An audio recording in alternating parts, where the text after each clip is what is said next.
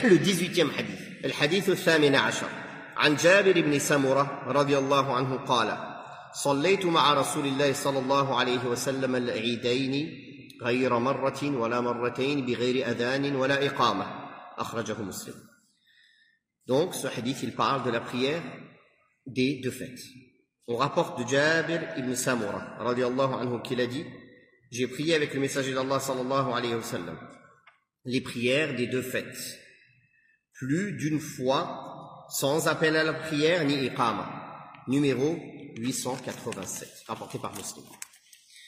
Donc, on voit que le prophète sallallahu alayhi wa sallam ne délaissait pas la prière des deux fêtes, sauf en voyage. Sauf en voyage, et qu'il n'y a pas de adhan ni de iqama à faire pour la prière du Eid. C'est une innovation de faire un adhan et une iqama pour la prière du Eid. Certains savants voient que c'est un fardu kifaya, c'est une sunna obligation, pas sunna, c'est une obligation communautaire, la prière de Eid, c'est-à-dire qu'il faut au moins un groupe de musulmans qui la fasse. Et pour les autres, c'est une sunna muakkada, c'est-à-dire s'il y a un groupe suffisant qui l'a fait, cela reste une sunna très recommandée pour les autres. Tellement recommandée que le prophète sallallahu alayhi wa sallam a demandé même aux femmes, aux enfants, même aux femmes avec leurs menstrues de sortir pour la prière de l'Eid. Car c'est un rite parmi les rites de l'islam qui montre l'unité des musulmans et leur force. Et c'est pour cela qu'il est légiféré de tous sortir et de marcher vers la musalla, vers l'extérieur de la ville. La musalla à l'époque c'était l'extérieur de la ville. Alors quand quelqu'un il voit, masha'Allah, tous les musulmans de la ville, hommes, femmes, enfants, vieillards, tous sortir en faisant le takbir, Allahu Akbar, en se dirigeant, ça montre vraiment une unité et une force énorme. Et c'est une des sagesses que c'est légiféré de le faire de cette manière, que tout le monde y sorte, et que tout le monde y sorte à l'extérieur de la ville, tous réunis au même endroit, pour rappeler l'unité de la communauté et sa force. Pour que les personnes qui auraient un doute sur son unité et sa force, quand ils voient tous les musulmans sortir comme ça, ils se disent « Ah oui, ils sont quand même beaucoup.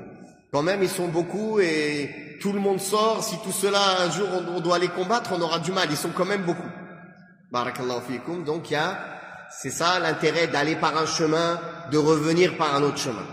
Ça renforce aussi le sentiment d'adhésion de tous les musulmans. Ils voient tous leurs frères, toutes leurs sœurs, tout le monde. Eux aussi, ils sortent avec eux, ils reviennent avec eux.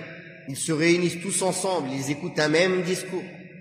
D'ailleurs, à la base, quand on a parlé du Jumu'ah avant, le Jumu'ah, normalement, il doit y avoir seulement un Jumu'ah dans une ville, pas plus. C'est ça normalement la base. Dans le Masjidul Jami', la mosquée de réunion.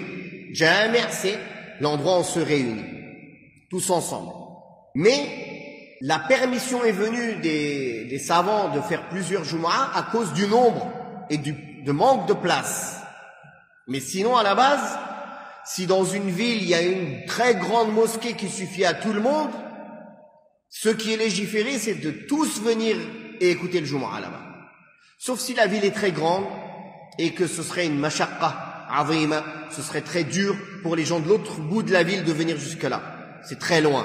Dans ce cas-là, on va faire deux Jumu'ah, par exemple. Une pour le sud de la ville, une pour le nord. Par exemple.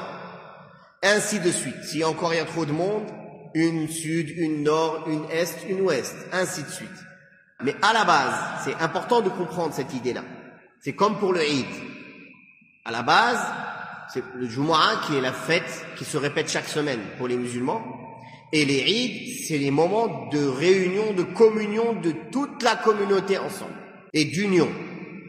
Barakallahu fikum. La salat de l'Eid, elle se fait par une prière de deux unités de prière qui précède la khutbah.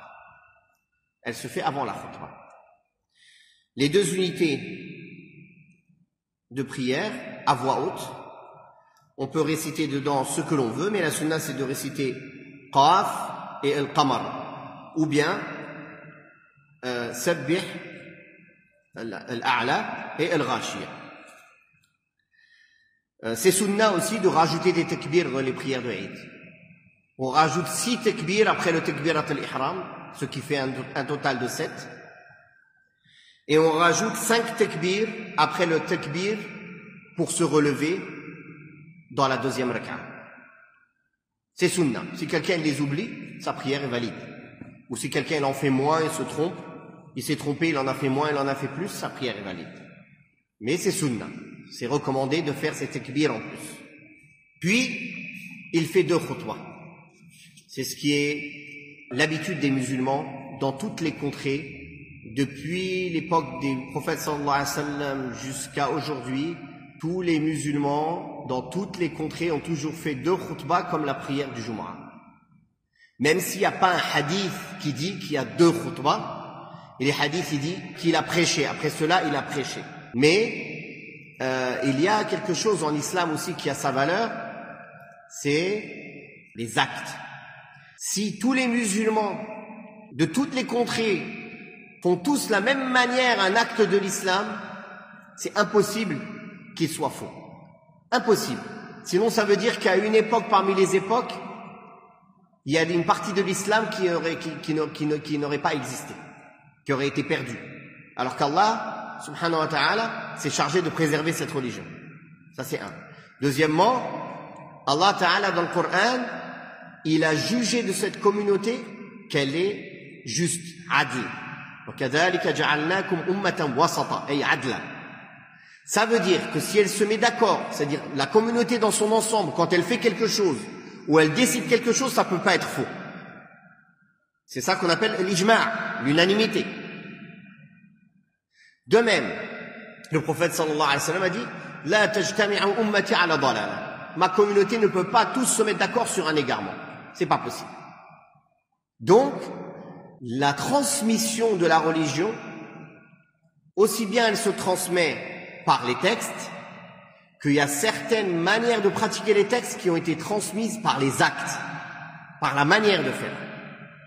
Et de siècle en siècle, depuis le prophète sallallahu alayhi wa sallam, dans toutes les contrées réunies, ce qui est connu, c'est que salat al-Eid, il faisait 2 khutbahs, comme pour la salat du Jumu'ah, comme pour le Jumu'ah. Il y a certains savants, surtout parmi ceux qui sont plus reculés dans le temps, plus contemporains, qui se sont basés sur l'apparence du texte qui dit « puis il a prêché, donc il y a un seul prêche ». Mais wallahu a'lam, je pense que l'avis le plus juste, c'est l'avis des 4 écoles juridiques, et ce qui a toujours été pratiqué dans tout le monde musulman, c'est qu'il y a 2 khutbahs comme pour le Jumu'ah.